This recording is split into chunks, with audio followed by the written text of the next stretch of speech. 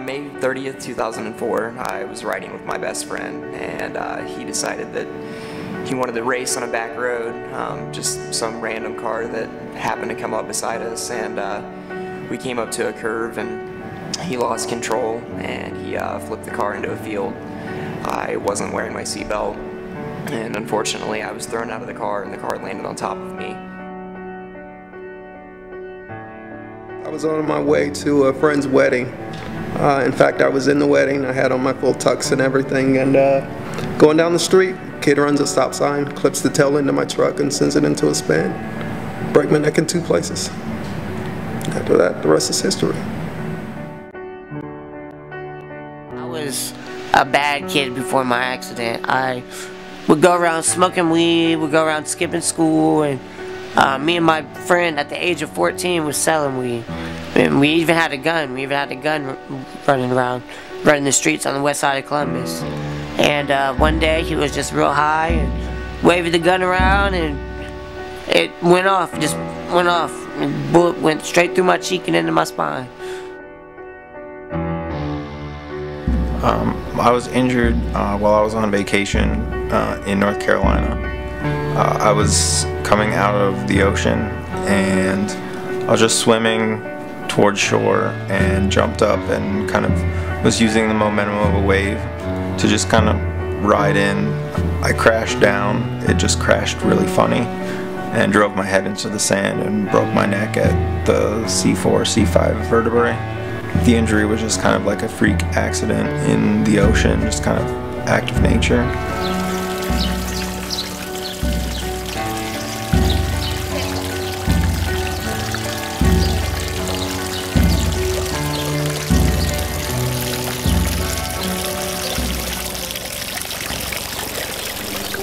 The best part about living at Creative Living really is the environment and the people, both the office staff and the residents. You know, I never could have met such amazing people here with amazing stories.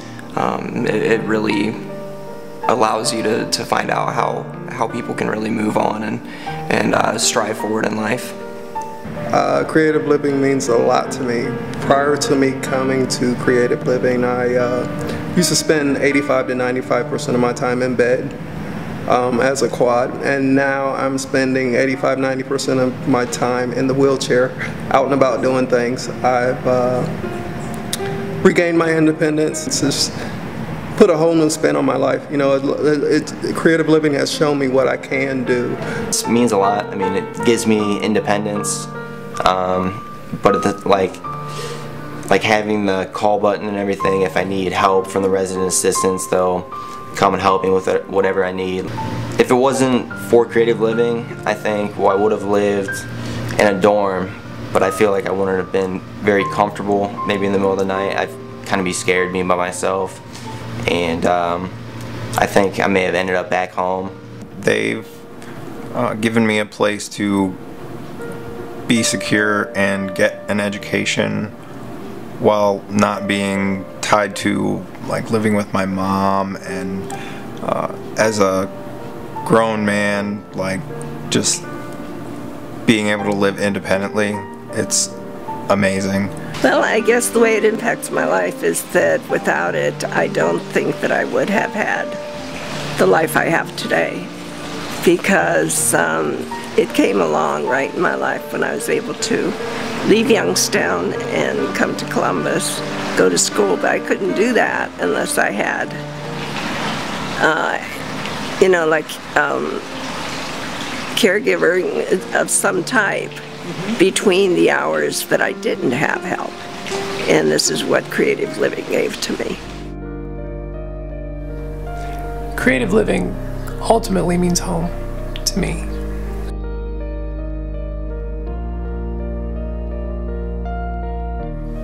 You do a lot of adjusting and working your life around everybody else's. This world is just not built for you. And so I actually came to a place that was built for me.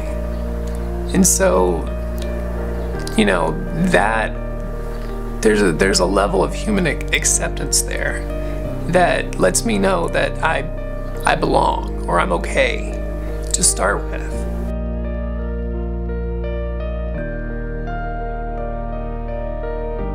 we have some high-level quads. We call them mouse stick quads, and they can live independently in their own apartment. And I think it's all due to this resident assistance program, because if they drop something, or if they need a jacket on, or a glass of water, or a blanket on or a blanket off, paper in their printer, they can call this person who's here 24/7.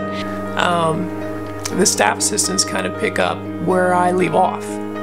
You know, whether I drop something, whether I need something put away up high, or something that's just too heavy for me to manage strength-wise because I don't have finger function, or it's just awkward.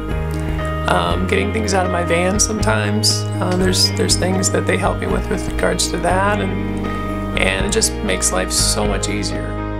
I think creating these friendships and relationships actually came easily. I don't know if it's because I'm like really loud and out there, so like I had no problem just walking in and be like, oh, so how are you? What'd you do today? Like, I'm not afraid to just talk to them, and I think it makes the situation more comfortable because, like, you know, if I'm getting them a glass of water, I'm heating up their dinner, like, it's almost like we share like the same lifestyle. You know, I don't have to view, like, at first it was almost like, oh, well, maybe they're a little different, but now I'm like, no, they're no different from anybody else. Like, they're making the same life choices, they're like going through the same, you know, life changes as anybody else would.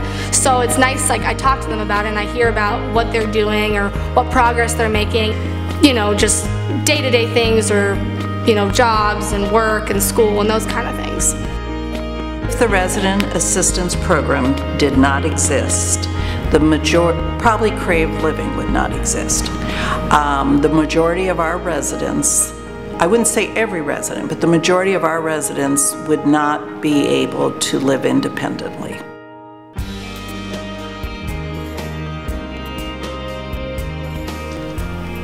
Well, somebody who has supported in the past and continues so, you know, first thing is thanks.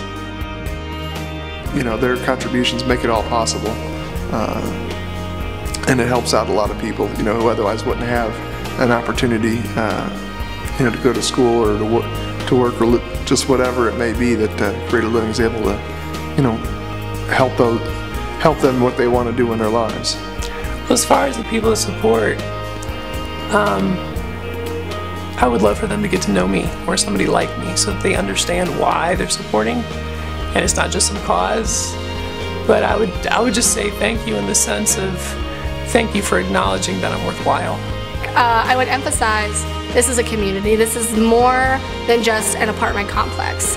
This is a group of people trying to better their lives by living on their own and relying on people like us, like ourselves, the resident assistants, to be here for them. Therefore, like, they're taking a big chance after already having to deal with this disability, this, you know, big life change. They're taking the chance to live on their own, and they're relying on several different people to, like, make that possible, and by donating, you're helping make that possible.